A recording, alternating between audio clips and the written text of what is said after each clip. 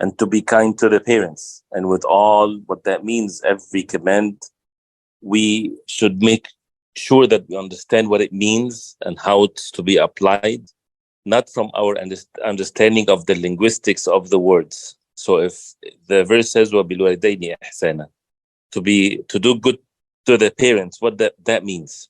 We have Quran, we have hadith of the Prophet ﷺ, we have actions to follow. And therefore, to be kind to the parents, that means to do good things for them, to be away from what upsetting them, and at the same time without disobeying Allah subhanahu wa ta'ala. And especially when they're old in age and you witness them when they're old, do not even say uff to them, which is the smallest amount of discomfort that you would show to them. Never show to them any. It is sufficient for the believers that this is a command of Allah, but even if it's not the command of Allah, the human beings, how ignorant they are when they forget the favors that others would do to them. And there's no one on the face of earth has more favor upon us as far as the human beings, those we witness in our life, more than our parents. They were the reason for our existence, as Allah subhanahu wa ta'ala decreed for that.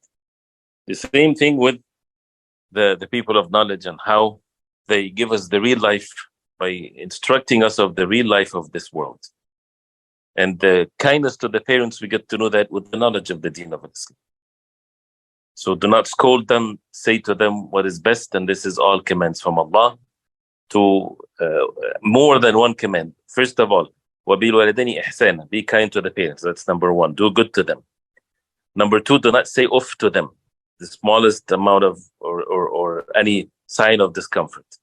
Do not tanharhuma, do not scold them.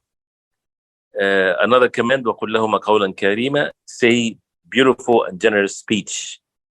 And the significance part of قَوْلًا كَرِيمًا, that it's a speech that is kareem. How can a speech be kareem? How can a speech be generous?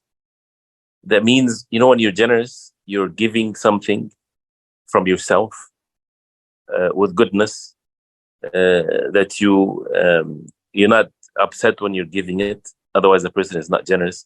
So be generous with your parents with a nice speech. Don't just say some words and that's it. You see how sometimes the children, the way they speak to their parents, sometimes they give a word to word. Regardless, of course, of the other evil stuff. But say to them generous speech.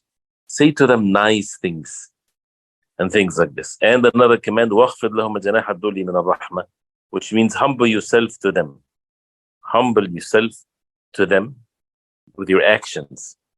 And another command, وَقُلْ رَبِّ ارْحَمْهُمَا كَمَا رَبَّيَانِي صَغِيرًا, and say, O my Lord, irhamhuma, have mercy upon them, as they raised me when I was young.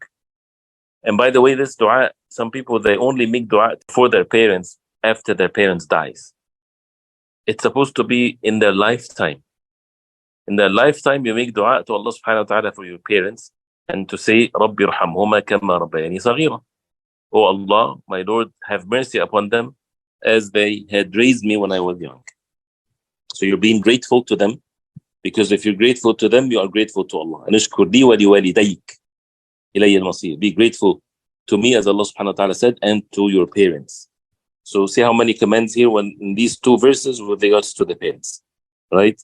Maybe like six commands related to the parents.